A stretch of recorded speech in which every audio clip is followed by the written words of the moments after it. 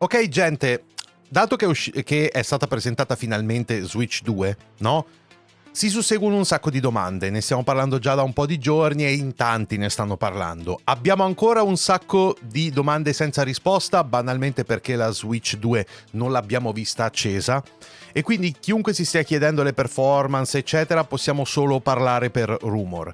Detto questo, c'è uno sviluppatore che seguo, che si chiama Sungrand Studios, il canale, che parla di tante cose normalmente, e però ha fatto una sorta di analisi dal suo punto di vista, guardando quello che è venuto fuori con la presentazione di Switch 2 sulla base delle poche cose a disposizione degli asset di quello che dovrebbe essere Mario Kart 9, e da questo ne ha dedotto che cosa realmente è cambiato nelle performance della Switch, d'accordo? Quindi io direi di vedere il video, che dura una ventina di minuti scarsi, perché potrebbe essere una delle poche fonti a disposizione al momento che sappia dire con una competenza, perché ci lavora con queste cose, quali dovrebbero essere i cambiamenti in atto su Switch 2, d'accordo? Ciao Arambi. Va bene. Adesso via musica. Ecco, audio del desktop a posto. Eccoci qua. Allora, questo è quanto, vediamo un po'.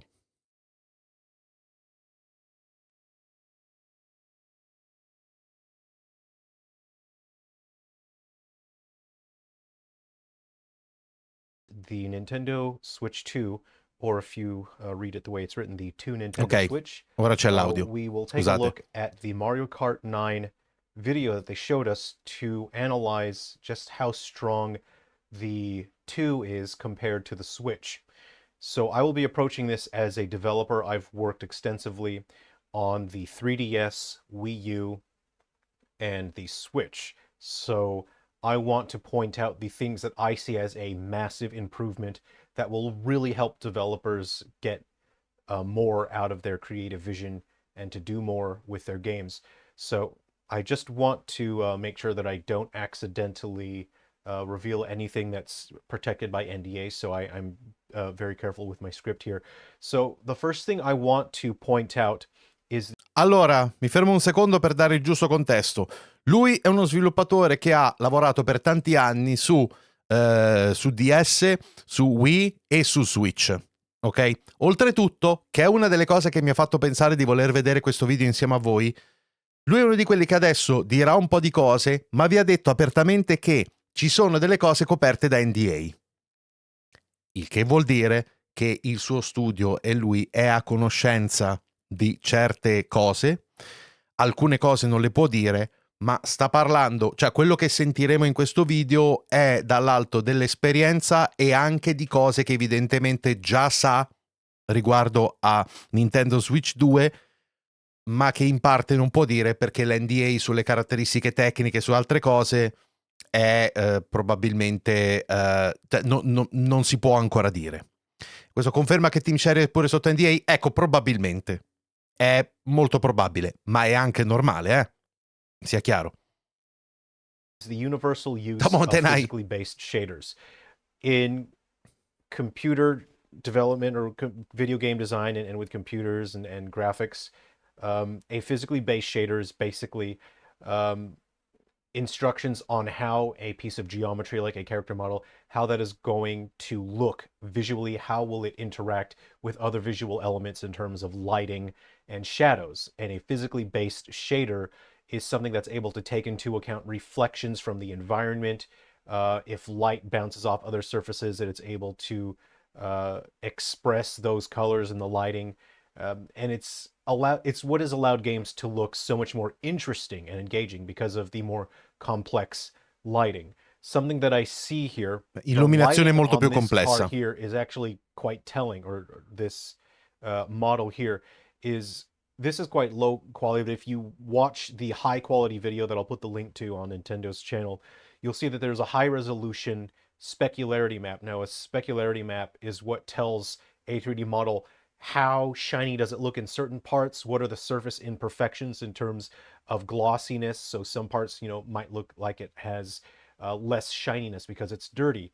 I've noticed that on a background element like this, it is very high resolution detail, and I will discuss that in more aspects as well. But every single piece of geometry that I see here is using physically based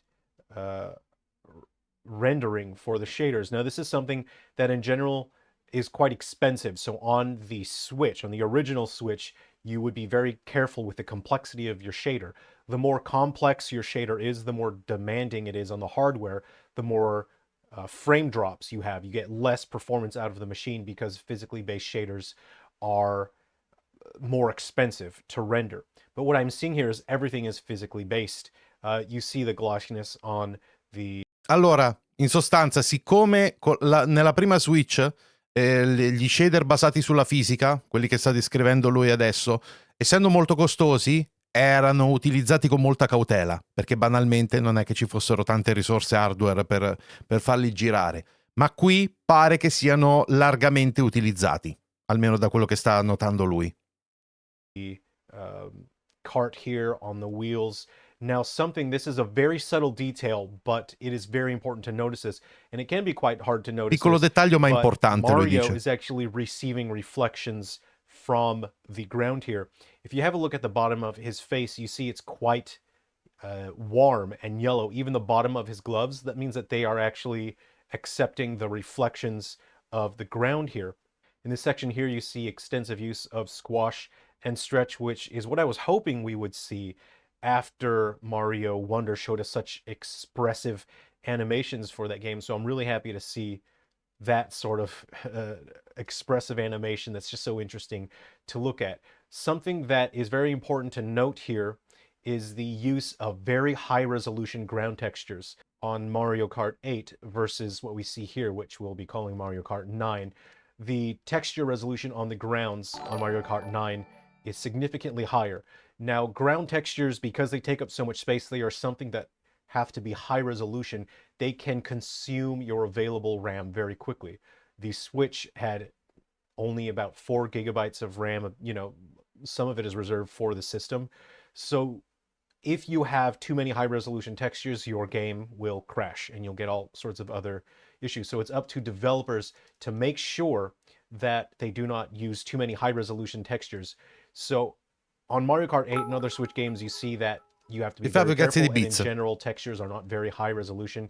But you can see here, quindi si vede anche dal terreno l'aumento della risoluzione delle texture on the ground are very high resolution, and it is not just that they are high resolution, but there is a high number of unique textures that they use. Quindi non sono solo ad alta risoluzione, ma sono pure tante. Consume memory so much faster is because it is not just one texture that is being used. There's multiple graphical files that are being supplied.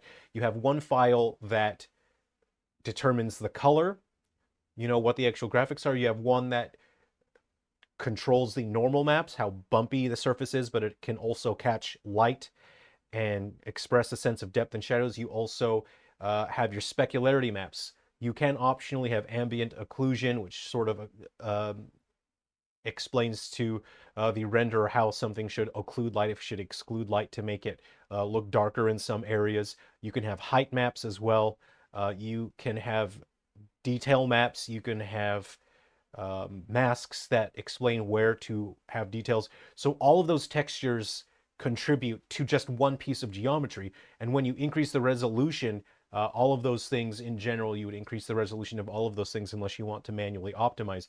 So you're not just going and increasing the size by a little bit, you're increasing the size by a significant amount. So I would not be surprised if the RAM for the Switch 2 was between 12 to 16 gigs. Addirittura. Because this is significantly more lui dice che detailed. Sembrerebbe che la RAM possa essere da 12 a 16 gigabyte. Volumetric lighting is not real lighting like we have in the real world. Nothing in a video game is what it actually represents in the real world. Volumetric lighting is advanced lighting that we have seen in many modern games that create a sense of density in the atmosphere. Light passes through the density and it makes games look realistic, but not just realistic, it makes games look interesting because it makes it look like the air has density to it. It can communicate a sense of fog, or it can be used for clouds, dustiness. You can see Sta here, descrivendo quella I can che si tell chiama this is real luce volumetric fog. volumetrica. Normally games would fake a volumetric fog with a number of different techniques. Ciao Nico. In Mario Kart 8, what they did is they used just a basic distance fog, and that is very cheap to render, and then they used a whole lot of bloom. Bloom is a visual effect that is applied to the end image on screen that just sort of blurs the edges between the light areas and the darker areas of the scene to make it appear to have a soft halo. I'm not seeing that is significantly toned down. There's significantly less bloom here because now they have true volumetric lighting. True volumetric lighting is very expensive to render on the Switch. On PC, PlayStation, Xbox, it's not a big deal, but it is very expensive on the Switch. It takes a huge bite out of performance. If you try to have Roba volumetric, che you're basically lui dice su cutting out, PlayStation, like, Xbox e depending on PC your, if non è un you're at grosso low problema, resolution, you can ma su Switch lo è. minimize it to about like E qui 20 to sembra essere 25 invece frames a molto second, but true più volumetric lighting at utilizzabile. high resolution, if you're drawing at 1080 on the original Switch, you're probably going to force your game to run at like 15 frames a Sì, second. anche a me And pare that's just strano with the che arrivi a lighting. That's 16 not taking into GB account anything else in the RAM, scene. però So the fact vabbè. that this is using true volumetric lighting, where it takes into account the distance, the Potrebbe height, essere, ma se lui ha il dev kit lo sa quanto è la RAM. Ragazzi, vi ripeto quello che abbiamo detto all'inizio del video. Ci sono cose che sono coperte da NDA. Lui sta parlando di queste cose conscio di quello che può dire e non dire. Quindi è probabile che stia dicendo queste cose per farci arrivare a una determinata conclusione, che magari in qualche caso lui già sa, ok? Però illustrandoci le cose a partire da quello che si vede direttamente nel trailer ufficiale di Nintendo, sta praticamente parlando di quello che tutti sono in grado di vedere, ma utilizzando la sua conoscenza e ciò che conosce perché magari ce l'ha il dev kit, no? O comunque il dev kit, diciamo, gli è noto, diciamo così, ci porta a quella che è la conclusione. In sostanza, però, il salto adesso rispetto alla prima Switch, già da queste cose che sta dicendo, dovrebbe essere davvero importante. You have light passing through it, it creates light rays. So it is just very pleasing to look at. It's very visually engaging and interesting. It's very expensive. That tells me that the Switch 2 is significantly more powerful because they want these games running. Esatto, è quello che ho appena detto. They would want this running at 60 frames a second, you know, if you're running at 1080. Ecco, esatto. L'altra cosa è che Mario Kart deve girare a 60 frame. È uno dei giochi che deve girare a 60 frame. Quindi products generally aim for very high level of quality. And to have volumetric lighting at that resolution, at this frame rate, is insane. I hope Mike's. L'altra cosa è che ovviamente questo è un trailer. This is a massive deal. This is the most important part of this reveal trailer to me, is showing this sort of volumetric lighting, because it is a massive deal. It's what contributes to a huge amount of slowdown on games on the original Switch. So next we also have the shadows being drawn at far distance. You can see over here the shadows are still being drawn. Over there you still have shadows. If you look at games on the original Switch, they will do what is called culling. They will cull the shadows so that once an object is too le ombre far, si vedono da molto più they lontano. will no longer draw shadows. That is because shadows are quite expensive to calculate and draw. And so to preserve the performance of your game, you would have shadows not be drawn. And you'll notice that very prominently in many games, especially if you look at games like Pokemon Violet or Pokemon Scarlet. You'll see the shadows being cut off very obviously. And that's just something that we have to do on the Switch because shadows are expensive. But I see these, I'm trying to see if there's a cutoff point here that's discernible, but I'm not necessarily seeing a cutoff point here. I'm looking at far into the distance at the terrain to see. It's very difficult to tell, but over there, that's still being drawn. Yeah, there's shadows there. This tells me that volumetric lighting and shadow calculation and drawing is now significantly easier on the hardware. And it is a big deal because these are high resolution shadows. If you look at Switch games, the resolutions of the shadows are usually extremely low and they look pixely and blocky. These are high resolution shadows. They're being drawn at distance. Obviously, they can implement some techniques so that at distance shadows are drawn at lower resolution. This is a huge deal. That is massive. Next, we have even the density of unique textures is very telling. We have so many Densità di different texture uniche. unique pieces of geometry. Models themselves, the 3D geometry, they don't really have that much of an impact. They are not expensive to store in memory. They're not expensive to draw a bunch of different things necessarily. But having the high resolution textures, having a lot of different textures, that is what stresses out the original Switch. That's what holds games back, because they take up memory so fast that they will just crash your game. So the fact that there are so many unique pieces there are so many unique materials, all of them have different textures, and of course, as I explained, there are multiple graphical files that go into one texture or one material. There's so many different things here. That is extremely telling that this system is significantly more powerful. We also have cloth simulation. If you have a look at the flags here, they're all billowing in the wind. This does not look like keyframe or bone animation to me. That looks like real-time cloth simulation, and that is actually quite expensive. Again, on the original Switch hardware, it's something that you only have a little bit of because it is demanding on the processor. It costs frames per second. It's going to cause your FPS to drop. So you use it sparingly. But I'm seeing all of these flags have cloth simulation, which means that the Switch 2 has significantly more power for physics simulations. That means calculating Più potenza per le simulazioni fisiche. objects, Ok. moving other things. The wind is causing the geometry to deform. So the fact that all of those are cloth animating is a massive deal, because again, the original Switch could handle it, but not a lot. It took a huge bite out of performance. So having that is a massive deal. It is going to have much stronger physics simulation, and it's going to make characters' clothes look really cool as they're billowing and moving around. And we can have so much more of that in the environments now.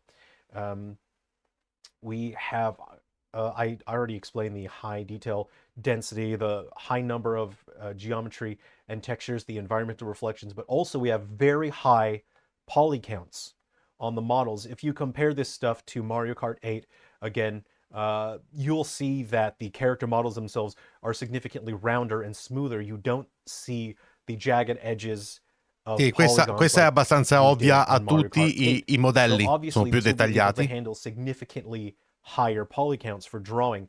This isn't necessarily a huge deal because the original Switch was pretty good at poly crunching. That was one of its strengths.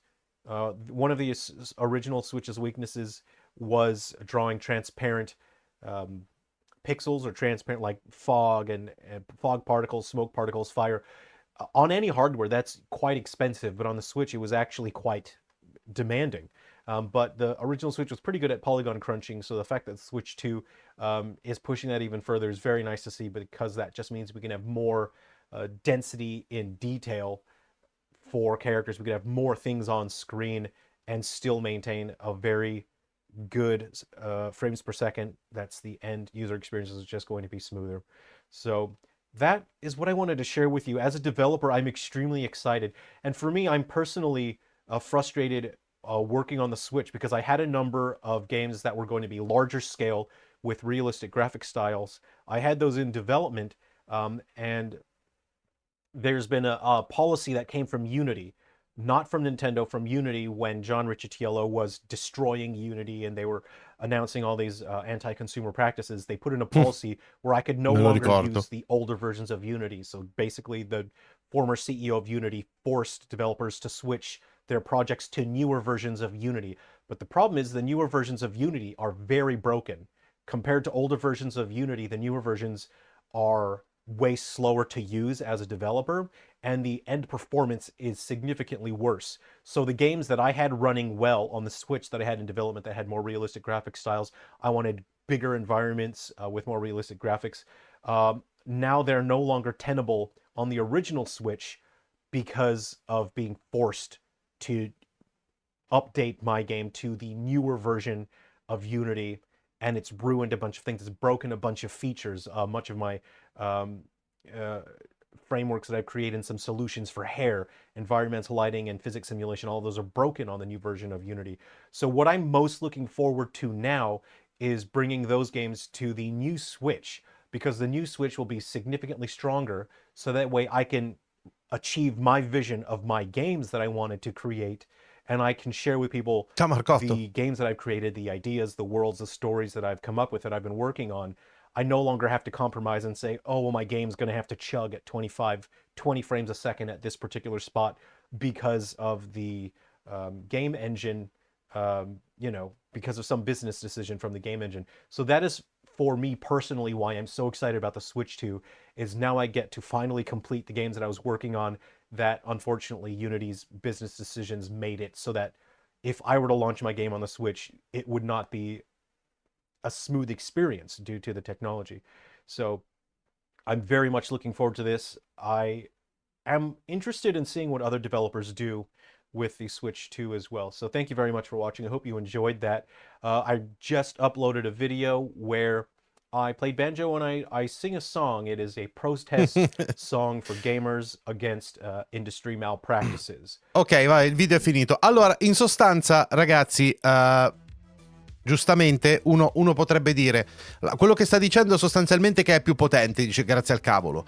Il problema però qual è? Nel senso, perché ve l'ho mostrato? Perché a differenza del chiacchiericcio indistinto di persone che non ne sanno niente, me compreso, adesso abbiamo uno sviluppatore che ti spiega, a partire dalle immagini del trailer e con la conoscenza pregressa probabilmente di qualcosa che ha a che vedere con il dev kit o qualcosa del genere, perché ha detto proprio all'inizio del video che stava attento a non dire cose sotto NDA, che sulla base di quello che si vede ci sono degli specifici ambiti in cui la Switch ha guadagnato terreno moltissimo, e lui dice in sostanza che sarà significativamente più potente e sarà significativamente più facile per gli sviluppatori fare determinate cose, quindi è un passo avanti piuttosto importante. Perciò questo è quello che volevo mostrarvi. L'altra cosa su cui voglio tornare è che sulla base di tutto quello che abbiamo visto, che era una cosa un po' tecnica, ma ve l'ho voluta mostrare proprio perché finalmente c'è qualcuno che, diciamo, che ci lavora nell'ambito, che ti spiega qualcosa. Io da profano preferisco sentire direttamente dalla bocca di uno sviluppatore questa cosa qui. Almeno adesso sappiamo su che cosa sarà meglio, e che quindi siamo più vicini a quello di cui parlavamo prima, cioè quale sarà il momento in cui ci saranno dei giochi multipiattaforma che prima non c'erano sulla Switch. Lui stesso ha detto che aveva, per varie ragioni, dei giochi in sviluppo. Nel suo caso era un problema con le nuove versioni di Unity, ma aveva dei giochi in sviluppo che però nella vecchia Switch era molto difficile, diciamo, farli girare perché voleva farli in un certo modo. Sulla 2 probabilmente sarà assai più facile. Di nuovo, ci sono ancora tante cose che non sappiamo, e lui stesso ha delle cose che non ha potuto dire per via dell'NDA, però dai, mi pare di capire che siamo addirittura d'arrivo, perché piano piano stanno venendo fuori nuove cose. Certo, bisogna aspettare aprile per avere la conferma di tutto quanto, con la presentazione tecnica ufficiale e anche gli hands-on, però adesso piano piano stiamo iniziando a scoprire un po' di più. È solo l'inizio, ragazzi, speriamo bene.